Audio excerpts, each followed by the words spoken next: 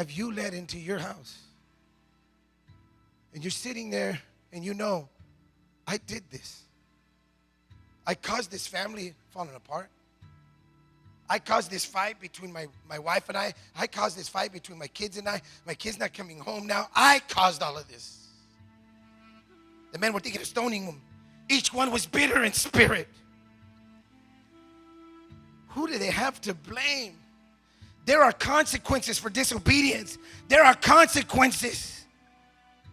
And it'll affect your whole family. David was supposed to trust in God. What was he doing with the Philistines? He even acted like he was a crazy man, so they let him stick around. They were bitter in spirit because of their sons and daughters. But David found strength in the Lord his God. And people, this is a turning point in David's life. He's hit rock bottom. His wives are gone, his kids are gone, and even his friends have turned on him. It took a lot, but he finally got to the point where he realized, I am not strong enough. I am not brave enough. I cannot fight enough. If God doesn't do something right now, they're going to kill me. He found strength in God.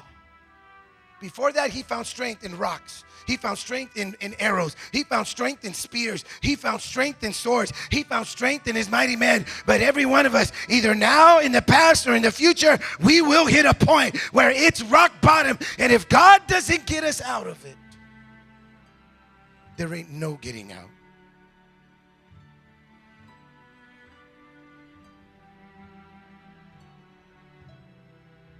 He found strength in the Lord. He didn't run to the pastor and say, Pastor, I need you to pray for me. My wife and my kids, they've all lost their mind. My friends are turning on me. Pastor, I need you to pray for me. He didn't run to the men's ministry and say, brothers, I need you guys to pray for me. I need you guys to pray because I'm in the middle of this and I need you guys. He didn't run to his mighty men. Why? Because they had turned their back on him. He said he found strength in God. Men, only you can stand in the gap for your family. Only you can stand between your family and hell. Only you can intercede. And yes, only you are going to shed bitter tears to the point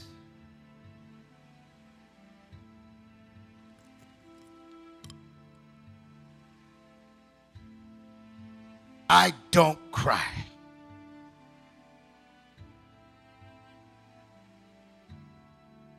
My wife will tell you I didn't cry at our wedding. I didn't cry at my dad's funeral. When I lost my best friend, my dad, I didn't cry. But there was this one time. I still remember. My daughter, Abby, had just gone through something really hard. And she was sitting right here. Right here, I remember, right here. And my daughter Abby was sitting here, she was crying. And then my wife came over here and then she started crying.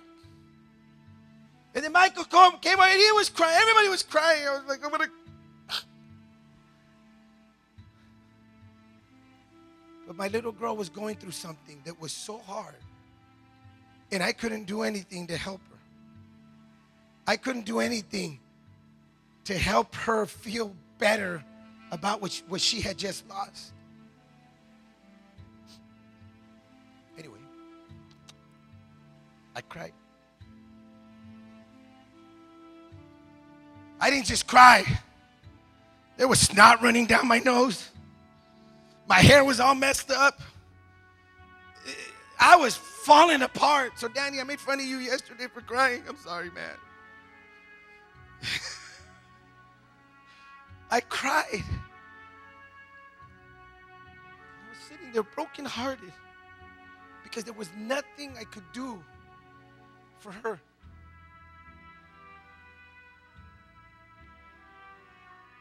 I don't care how bad you are. I don't care how tough you were. And I don't care how many tattoos that you have on your shoulder that say death from above. When your children go through something, you just want to rip your heart out. And men, there are tears for our kids that only we can cry. I want you to hear that again. Elias Loera just said, you can cry for your kids.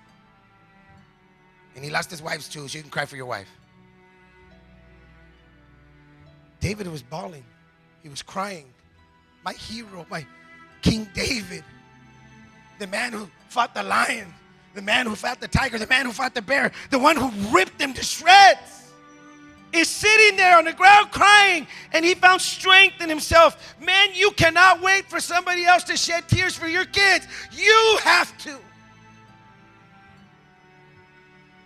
You can't wait for the pastor. You can't wait for the church. He strengthened himself in God.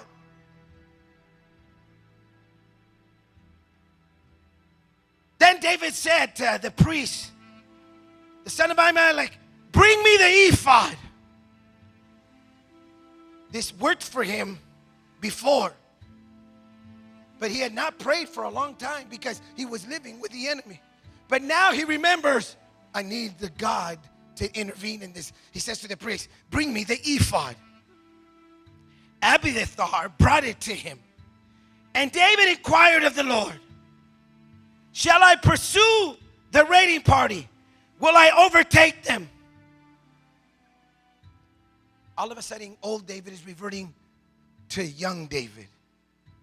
And he's remembering what it was like.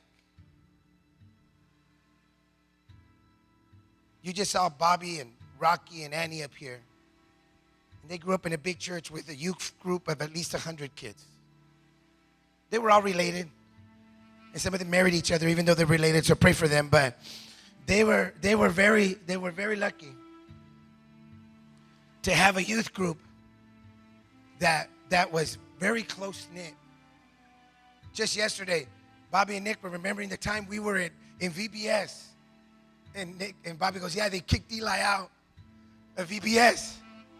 And Nick went to the teacher and said, how can, if I keep bringing my unsaved friends and you kick them out, I'm not going to bring any friends. I was like, I was saved. What were you guys talking about? I was going to church. I don't know what they said. They kicked me out. They kicked me out because of my color of my skin. I know that's what it was.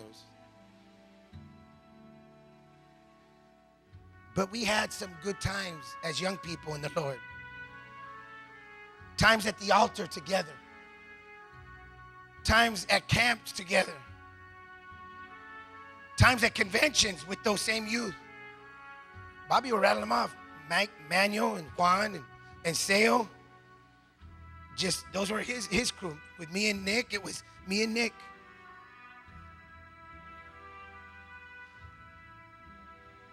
And he remembered something. There was a time where I was so close to God and I wasn't going through this nonsense.